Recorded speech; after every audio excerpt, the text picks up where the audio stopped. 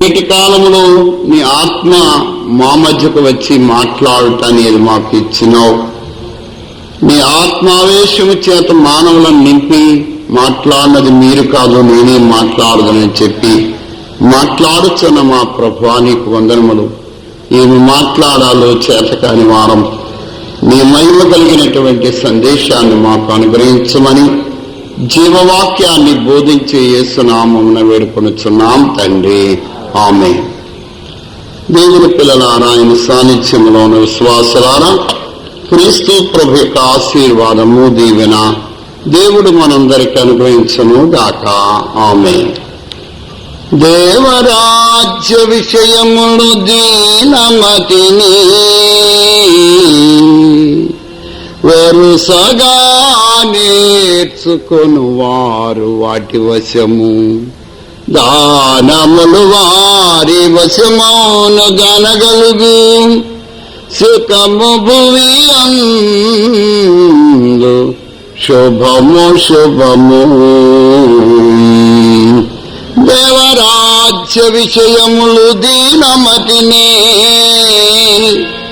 వరుసగా నేర్చుకొను వారు వాటి వశము, దానములు వారి వశమౌన గనగలుగు సుఖము భువి అందు శుభము శుభము. మంచిదండి. ఇప్పటి వరకు మన మిషను మరి అధికారులు ఒకరైనటువంటి సత్యానందయ్య గారు విందులను గురించి చాలా చక్కగా మనకు వివరిస్తూ వచ్చారు. అనుభవం కలిగిన వారు కనుక మంచి సంగతులు మనకు నేర్పించారు. మరి రెండవ ప్రసంగంగా మరికొద్ది విషయాలు మరి జాగ్రత్తగా వినాలని మేము కోరుతున్నాం. బైబిల్ గ్రంథంలో 4 సువార్తల్లో యేసుక్రీస్తు ప్రభు యొక్క సంగతులు చరిత్ర వ్రాయబడింది. పాత నిబంధన గ్రంథము తండ్రి పలుకుతున్న పలుకులు కనబడుతున్నాయి. క్రొత్త నిబంధన గ్రంథములో సువార్తల్లో కుమారుడైన క్రీస్తు ప్రభు యొక్క పలుకులు కనబడుతున్నాయి. పత్రికల్లో పరిశుద్ధాత్మ యొక్క పలుకులను మనం చూస్తున్నాం.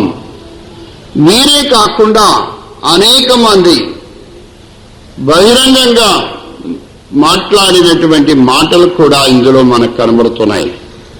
ఇవాళ మనం చదువుకునేటువంటి వాక్యము ఆయన తల్లి మాట్లాడినటువంటి మాట, పరిచారకులతో చెప్పిన మాట. ఈ మాట చాలా ప్రాముఖ్యమైన మాట. ఆయన మీతో చెప్పినది చేయుడి. ఇది బైబిల్ మిషన్ యొక్క మూల సిద్ధాంతము, ముఖ్య సిద్ధాంతం. దేవుడు మానవునితో మాట్లాడుట అనేది ఈ మిషన్ యొక్క విశ్వాసం. మన తండ్రి గారు రాసిన ఉచ్చారణ జ్ఞాపకం చేస్తాను. అందరికీ కన్నబడి మాట్లాడదు నోట మిషను విశ్వాసము, అందరికీ కన్నబడి మాట్లాడదు నోట మిషను విశ్వాసము, కొందరి బోధలు వేరుగాను, కొందరి బోధలు వేరుగాను, అందుకే మాట లాడను నేను, అందుకే మాట లాడను నేను, మనో విచారము కూడదు నీకు, మహిమతలంపులే కావలెను. అందరికీ కనబడదును, అందరితో మాట్లాడదును అన్నట్టు ఈ మిషన్ యొక్క విశ్వాసం. గనుక భక్తుడు మన తండ్రి గారు ఈ యొక్క చరణం చాలా చక్కగా వ్రాశారు. ఒకప్పుడు దేవుడు అందరితో మాట్లాడుతూ వచ్చాడు. శరీరధారిగా ఉన్నప్పుడు అనేక మందితో మాట్లాడారు. ఆయన ఆత్మరూపిగా ఆయన ఉన్నప్పటికీ నేటి దినాల్లో కూడా ప్రభు అనేక రీతిలో మాట్లాడుతూ ఉన్నారు. ఒకసారి మన తండ్రి గారు ఒక మాట చెప్పారు, దేవుడు మానవునితో ముఖాముఖిగా మాట్లాడగలడు. అయితే ముఖాముఖిగా మాట్లాడితే మానవుడు వినలేడు. అయితే వినేటట్లు మాట్లాడగలడు కానీ దాన్ని గుర్తించలేడు. రెండవదిగా దేవుడు వాక్యము ద్వారా మాట్లాడతాడు, సృష్టి ద్వారా. అలాగే దేవుడు అనేక రీతులుగా మాట్లాడతాడు గనుక ఆయన మాట్లాడుతున్న మాటలు చాలా గొప్పవి. ఆయన నేటి దినాల్లో మనతో మాట్లాడతాడని ఇక్కడ మనము చదువుకున్న వాక్య భాగంలో చూస్తున్నాం. ఆయన మీతో చెప్పినది చేయండి. దేవుడు స్వయముగా మాట్లాడతాడు. ఇది బైబిల్ మిషన్ యొక్క అనుభవం. మేము ఇతర దేశాలు వెళ్ళినప్పుడు మేము చెప్పిన మాట అదే, దేవుడు నేడును మాట్లాడును, నేడును కనబడును. కనుక దేవుడు ఎలా మాట్లాడతాడు? అయితే చాలా మంది దేవుణ్ణి మాట్లాడనివ్వడం లేదు, అందుకే మాట్లాడడం లేదు. దేవుడు అనేక మంది దేవుడు మాట్లాడతాడని తెలిసి కూడా వారితో దేవుడు మాట్లాడడానికి సమయం ఉంటుంది కానీ దేవుడు మాటలు వినే సమయం తక్కువగా ఉంటుంది. అందుకే అనేక మందితో దేవుడు మాట్లాడడం లేదు. నీవు దేవుని మాటలు వినాలి అంటే దేవుని సన్నిధిలో కనిపెట్టాలి. ఆయన మాట విని ఆ ప్రకారం చేయగలిగితే, నీ మనోనిదానం కుదిరి ఆయన మాట విని ఆయన మాట ప్రకారం చేయగలిగితే నువ్వు ధన్యుడివే. గనుక ఈయన మాటలు విని వాటి చొప్పున చేయి ప్రతివాడు బండ మీద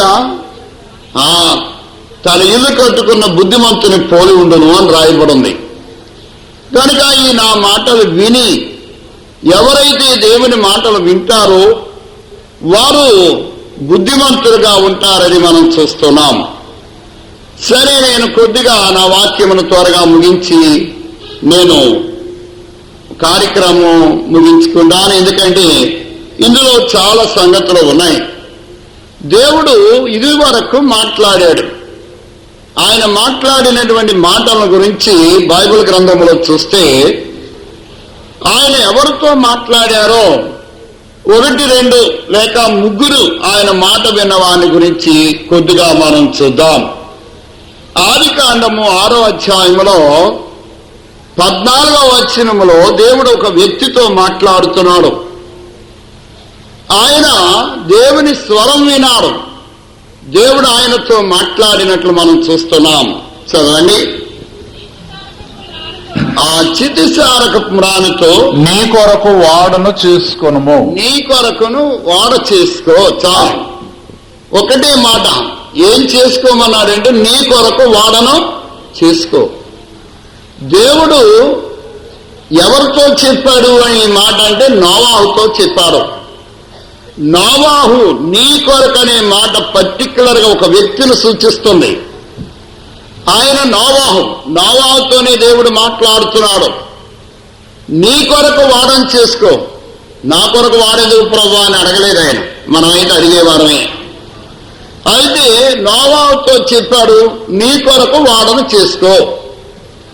దేవుని పిల్లలారా, అక్కడికి ఆయన వయసు ఎంతో ఒకసారి చూద్దాం. 5వ అధ్యాయం ఆదికాండము చివరి వచనం చదువుకుదాం. నోవహు 500 ఏండ్లు గలవాడై, నోవాహు 500 ఏండ్లు గలవాడై షేమును హామును యాపెతును కనెను. కనుక ఇప్పుడు నోవాహు వాడ కట్టమని చెప్పేటప్పటికీ 500 ఏండ్లు పైబడిన వాడు. గనుక దేవుడు నోవాహుతో చెప్పిన మాట వాడ కట్టమని చెప్పారు. అయితే నోవాహు, ప్రభువా నేను వృద్ధుణ్ణి కదా, వాడెలా కట్టను అని అడిగాడా? దేవుని సంఘమా, దేవుడు చెప్పిన మాట నోవాహు విన్నాడు. విని ఏ విధమైన సాకు చెప్పలేదు. దేవుడు అనేకమైన మనతో చెప్తూ ఉన్నాడు, అనేక సాకులు చెప్తున్నాం. అయితే భక్తుడు పితామహుల కాలంలో ఉన్నటువంటి నోవాహు దేవుడు చెప్పినట్టు విన్నట్లు మనం చూస్తున్నాం. చితిసారక ప్రాణితో ఒక వాడను నీ కొరకు కట్టుకో. గనుక వాడ ఎందుకు కట్టాలి అక్కడ చెప్పాడు. ఎందుకంటే 13వ వచనం చదువుకున్నాం, 6వ అధ్యాయం ఆదికాండం 13 చదువుకున్నాం. దేవుడు నోవహుతో సమస్త శరీరుల మూలముగా భూమి బలత్కారముతో నిండి ఉన్నది. గనుక నా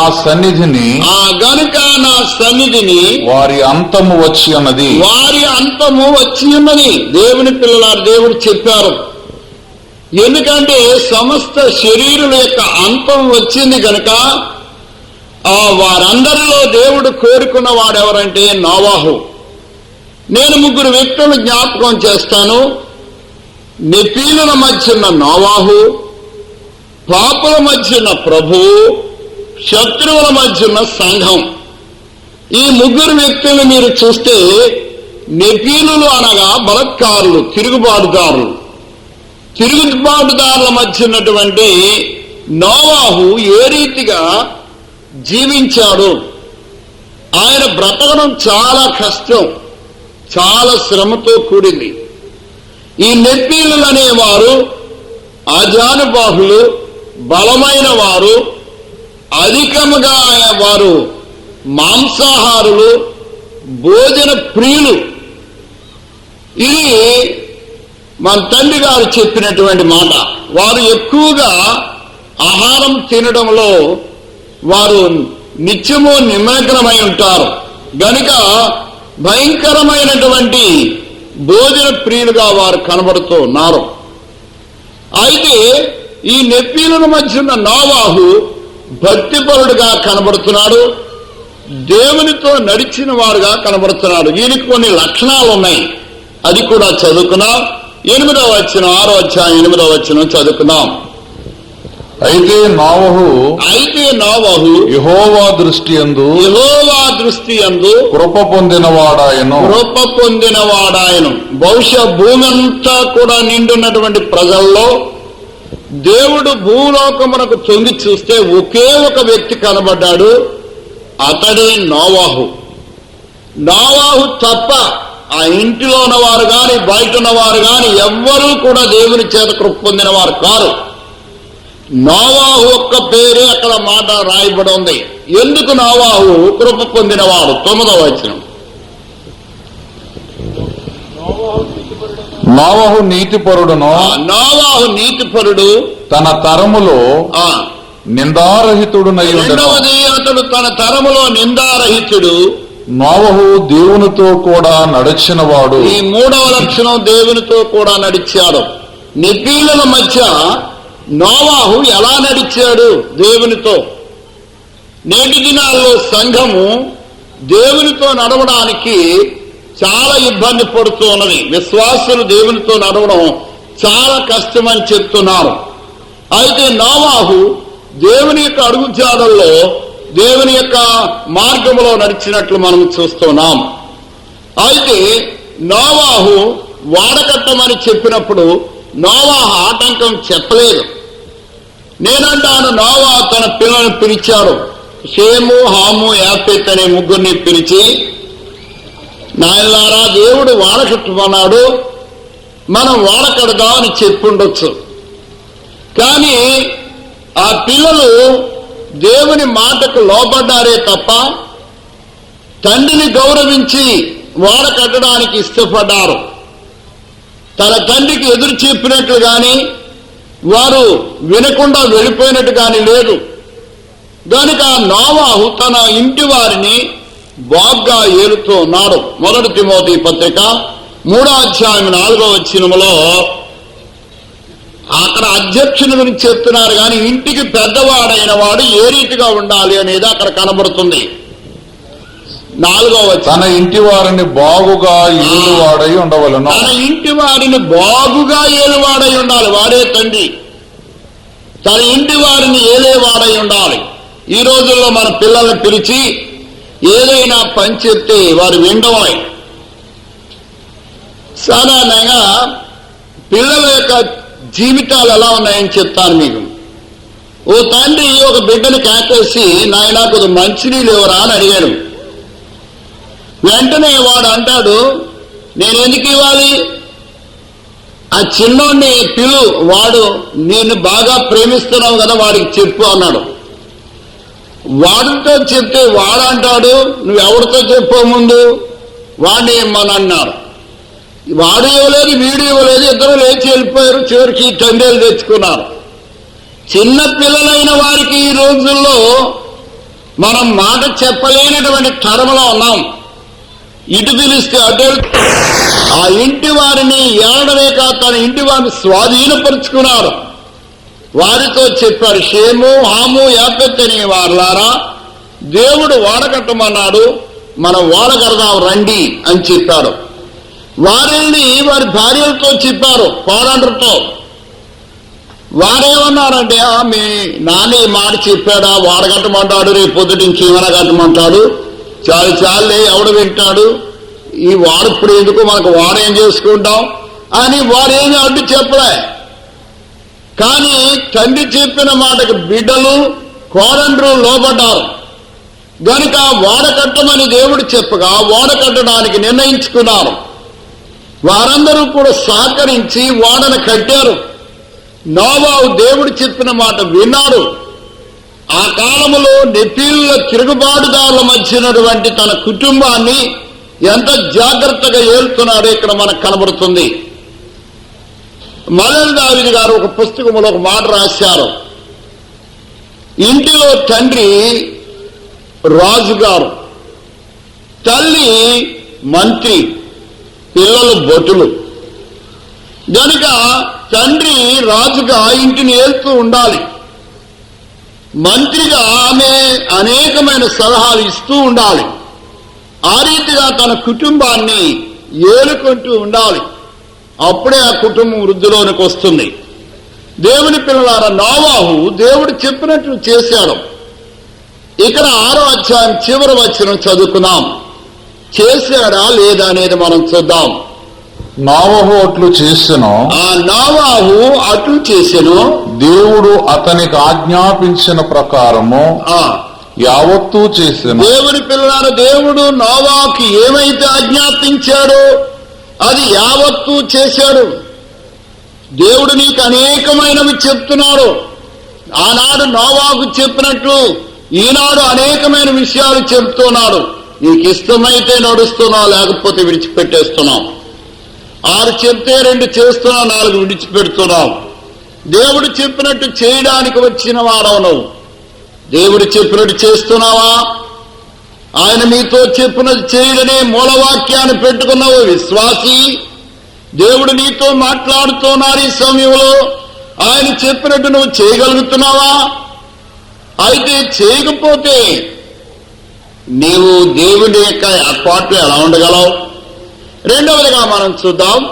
బైబిల్ గ్రంథంలో ఇంకొక వ్యక్తి మనం చూపిస్తాను. ఆదికాండం 12వ అధ్యాయంలో మొదటి వచనంలో దేవుడు ఒక వ్యక్తితో ఒక మాట చెప్పాడు. చదవండి. నీవు లేచి నీ దేశము నుండి, నీ బంధువుల యొద్ద నుండి, నీ తండ్రి ఇంటి నుండి బయలుదేరి నేను నీకు చూపించు దేశమునకు వెళ్ళుము. ఈయన రెండో వ్యక్తి ఎవరంటే మనం చూస్తున్నటువంటి ఈయన అబ్రాము. అబ్రాముతో దేవుడు ఒక మాట చెప్పాడు, నేను చూపించు దేశానికి వెళ్ళు. నువ్వు ఏం విడిచిపెట్టు? నీ దేశాన్ని విడిచిపెట్టు, నీ బంధువులు విడిచిపెట్టు, నీ తండ్రి ఇంటిని విడిచిపెట్టు, నేను చూపించే దేశానికి వెళ్ళమని చెప్పాడు. అబ్రాముని గురించి అయ్యగారు చెప్పినప్పుడు దేవుడట ఆకాశము నుండి భూమి మీదకు చూస్తే భూమి అంతా ఒక పొలంగాను, అబ్రహాము దాచబడిన ధనంగాను ఉన్నాడని చెప్పి దాచబడిన ధనం అనే ఉపమానం చెప్తూ ఒకప్పుడు చెప్పారు అయ్యగారు. పొలములో దాచబడిన ధనం అలాంటిదో, భూమి మీద దాచబడిన ధనం ఎవరంటే అబ్రాము. అబ్రాము దేవుడు చెప్పినట్టు చేసినట్లు మనం చూస్తున్నాం. సాధారణంగా ఏ వ్యక్తి అయినా 3 విషయాలు విడిచిపెట్టడు. ఒకటి దేశాన్ని విడిచిపెట్టడానికి ఒప్పుకోడు, రెండవది తన బంధువులు విడిచిపెట్టడానికి ఒప్పుకోడు, మూడవది తన ఇంటిని విడిచిపెట్టడానికి ఒప్పుకోడు. దేవుడు ఏది విడిచిపెట్టమని చెప్పాడు. ఆ 3 కష్టమైనవే. మేము ఇతర దేశాలు వెళ్ళినప్పుడు ఆ దేశంలో ఉన్నటువంటి వాటిలో మేము తిరుగుతున్నాం. ఒకసారి విజయవాడ భూషణం గారు మేము సింగపూరు, మలేషియా, బ్యాంకాక్ అనే దేశాల్లో పర్యటిస్తూ వచ్చాం. థాయిలాండ్ అనే దేశాల్లో. అక్కడ మేము పర్యటిస్తున్నప్పుడు ఆహారం దొరక్క మేము అనుకునేవాళ్ళం, మన ఇండియాలో ఎంత మంచి ఆహారం ఉంది, ఇక్కడ ఇంత ఆస్తి అంతస్తు డబ్బు ఉంది, కానీ తినడానికి ఆహారం లేదు, ఎప్పుడు వెళ్ళిపోతాం ఇండియా, ఎప్పుడు మనం హాయిగా ఉంటాం ఆ దేశంలో అని అనుకునేవాళ్ళం. కానీ వాళ్ళందరూ తింటూనే ఉండేవారు, కానీ ఆ ఆహారం మాకు రుచించేది కాదు. దానికి ఆ దేశం మీద ఉన్నటువంటి అభిమానంతో అనేక మంది దూరం వెళ్ళిపోయిన వారి మనస్సులన్నీ వారి దేశం మీదే ఉంటాయి. అలాగే దేవుని సంఘం ఆ విశ్వాసులు యెరూషలేము మేము వెళ్ళినప్పుడు అయ్యగారితో అక్కడ భోజనం పెట్టమని చెప్పి ఆ హోటల్ వారిని చెప్పినప్పుడు వారు భోజనం తయారు చేశారు. ఆ భోజనం ఎలా ఉందంటే పేపర్లకు రాసుకునే పేస్ట్లా తయారు చేశారు. అది నోట్లో పెట్టుకోలే. దేవుని పిల్లలారా ఇలా కాదా బాగా చేయండి అంటే వారు బియ్యంగా పట్టుకొచ్చి మాకు ఇచ్చి దాన్ని ఉడకకుండా తినమని చెప్పి అన్నారు. అప్పుడు అనుకున్నాం మనం మన ఇండియా వెళ్ళిపోయి పచ్చడి మెతుకులు తింటే అంత ఆనందంగా ఉంటుంది అనుకునేవాళ్ళం. ఈ మధ్య దుబాయ్, అబుదాబి, షార్జా వెళ్ళాం మేము.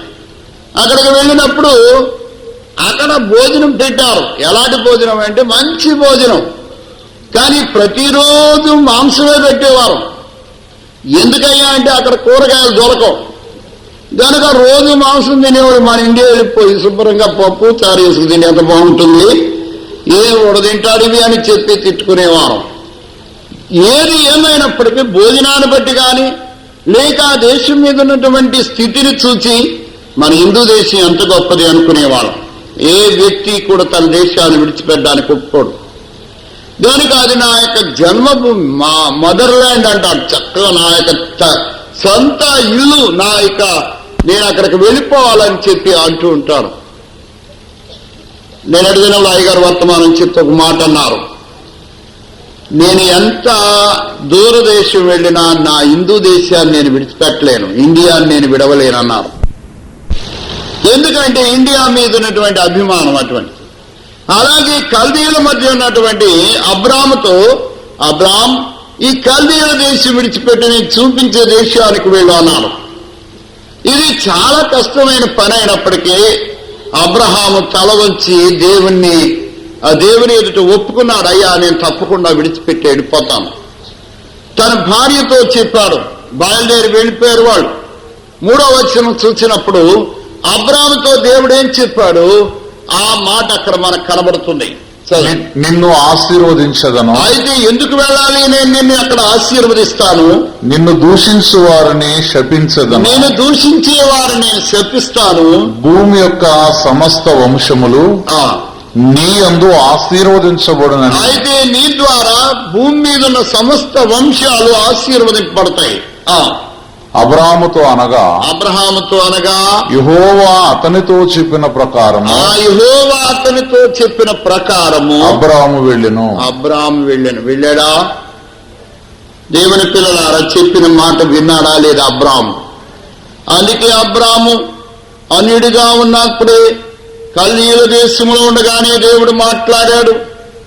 అబ్రాహామును దూరంగా తీసుకొచ్చి అక్కడ ఏర్పాటు చేశాడు. అబ్రహాం హెబ్రీయులకు మూల పురుషుడు గనుక అబ్రాహాము ద్వారా దేవుడు అన్ని వంశములను దీవించడానికి అబ్రాహామును దూరంగా తీసుకెళ్లారు. సాధారణంగా కోనసీమ ఏరియాలో మీరు చూసినప్పుడు ఎక్కువగా ఈ కొబ్బరి తోటలు కనబడుతూ ఉంటాయి. ఈ కొబ్బరికాయలు భూమిలో పాతి పెడతారు. పాతి పెట్టిన తర్వాత కొన్ని రోజులకి దానికి మొలకొస్తుంది. మొక్క వచ్చిన తర్వాత ఆ కొబ్బరికాయలను తీసి వేరువేరుగా పాతి పెడతారు. అలాగే పాతి పెట్టకపోతే ఆ కొబ్బరికాయల్లో ఉన్నటువంటి మొక్కలు పెద్దవో అవి బ్రతకవు గనుక వాటిని మళ్ళీ దూరంగా పాతి పెడతారు.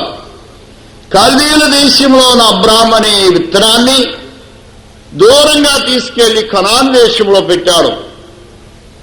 అక్కడ ఈ మొక్కను పెంచుతూ ఉన్నాడు. దేవుని పిల్లల ఆ మొక్క వృద్ధి పొంది మహా ఉన్నతమైన స్థితిలోనికి వచ్చినట్లు మనం చూస్తూ ఉన్నాం.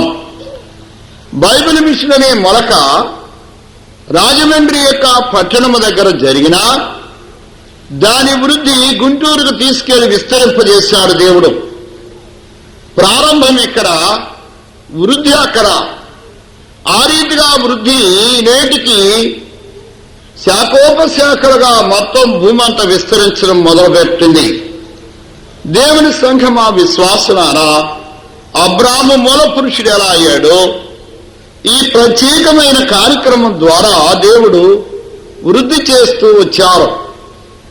అయితే బైబిల్ మిషన్ను దేవుడు ఏర్పాటు చేసినప్పుడు అది కేవలం ఒక్కరే. నోవా కొరకు వాడలాగో దేవదాసయ్య గారి కొరకే బైబిల్ మిషను. ఆయనే ఆ బైబిల్ మిషన్లో ఉండడానికి సరిపోతాడు. కానీ దేవుడు కృప చూపించి నోవాహును దేవుడు దీవించగా నోవాహు తన కుటుంబము అందులో ప్రవేశించగలిగారు. అబ్రాహామును బట్టి అబ్రాహాము యొక్క పిల్లలు ఆశీర్వదింపబడ్డారు. లేకపోతే తిరుగుబాటుదారులైనటువంటి లోబడినటువంటి ప్రజలైనటువంటి ఇశ్రాయేలీయులకు పాలు తేనెలు ప్రవహించే దేశాన్ని వారికి ఎందుకు ఇచ్చాడు? అబ్రహాం, ఇస్సాకు, యాకోబులకు ఇచ్చిన వాగ్దానమే కదా.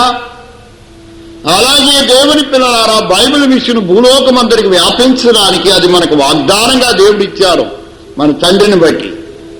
కనుక దాన్ని వృద్ధి చేస్తూ ఉన్నారు. దేవుని సంఘమా, వాడలోనికి ఆయన పిల్లలు వారు ఎలా వెళ్ళారో, కోడండ్రు భార్య ఎలా వెళ్ళిందో, నోవా కొరకు వాడ కట్టితే ఆ వాడలోకి వారందరూ ప్రవేశించారో బైబిల్ మిషన్ అనే వాడ కూడా దేవుడు కట్టించాడు. వృద్ధుడైన మా తండ్రి గారితో వాడను కట్టమని చెప్పినప్పుడు బైబిల్ మిషన్ స్థాపించారు ఆయన. అయితే మొట్టమొదటి బైబిల్ మిషన్ స్థాపింపబడిన దినాల్లో ఒక మాట ఉండేది. మన తండ్రి గారు కూడా బైబిల్ మిషన్ స్థాపించినప్పుడు ఒక మాట చెప్పారు. ఏంటంటే, దేవుడు మీతో చెబితేనే ఈ మిషన్లోకి రండి, లేకపోతే రావద్దని చెప్పారు. అయితే దేవుడు చెబితేనే బైబిల్ మిషన్లోనికి రండి అని చెప్పినప్పుడు ఆయన మాట విని కొంతమంది వచ్చారు. అప్పుడు బైబిల్ మిషన్ మహా ఉన్నతమైనటువంటి శక్తితో నింపబడి నడిపిస్తూ ఉండేది. కొంతకాలానికి ఒక మాట వాడారు, జ్ఞానమును మనస్సాక్షిని చెప్పినను నేనేమి ఆటంకం చేయనన్నారు. గనుక ఇక అక్కడి నుండి దేవుడు నాకు బయలుపరిచాడు, దేవుడు నాకు చెప్పాడు, నా జ్ఞానం చెప్పింది, నా మనసాక్షి చెప్పిందని వచ్చారు. కుమ్మరాలు ప్రారంభమయ్యాయి. దేవుని పిల్లలారా, భక్తులు రావలసింది బైబిల్ మిషన్, కానీ భక్తిహీనులు రావలసింది కాదు బైబిల్ మిషను అని మన తండ్రి గారు చెప్పారు. నోవాహు వాడలోనికి అన్ని రకములైన జంతువులు ఏ రీతిగా ప్రవేశించాయో అన్ని రకాల జనాంగములు బైబిల్ మిషన్లోనికి వస్తారని చెప్పి మన తండ్రి గారు ప్రవచించారు. వేరు వేరు స్వభావాలు కలిగినటువంటి ఆ జంతువులన్నీ ఏ రీతిగా వాడలో ఒక్కటిగా ఉన్నాయో, ఎన్ని రకాలైనటువంటి ప్రజలు ఇందులోనికి వచ్చినా ఏకత్వం కలిగి ఉండాలి అని మన తండ్రి గారి కోరిక. ఆ రీతిగానే అనేకమైనటువంటి రాష్ట్రాల నుండి, దేశాల నుండి, అనేక జనాంగాల్లో నుండి, అన్యుల్లో నుండి, అనేక మతాల్లో నుండి బైబిల్ మిషన్లోనికి వస్తున్నారు. మీరందరూ ఒకే తండ్రి బిడ్డలు, మీరందరూ వృద్ధుని పిల్లలని మన తండ్రి గారు వాడారు. గనుక దేవుని పిల్లలారా, ఆనాడు ఏ రీతిగా ఆ యొక్క వాడలో అన్నీ కలిసి ఉండి ఏ రీతిగా ఆ నాశనాన్ని తప్పించుకున్నాయో, రాబోయే భయంకరమైన శ్రమల నాశనాన్ని తప్పించుకోవడానికి దైవజనుడు కట్టినటువంటి వాడ బైబిల్ మిషన్. ఈ బైబిల్ మిషన్ అనే వాడలోనికి అనేక మందిని ఆయనే తోడుకొని వస్తూ ఉన్నారు. దేవుని సంఘమా, ఈ రెండో వ్యక్తి అయినటువంటి అబ్రహాంతో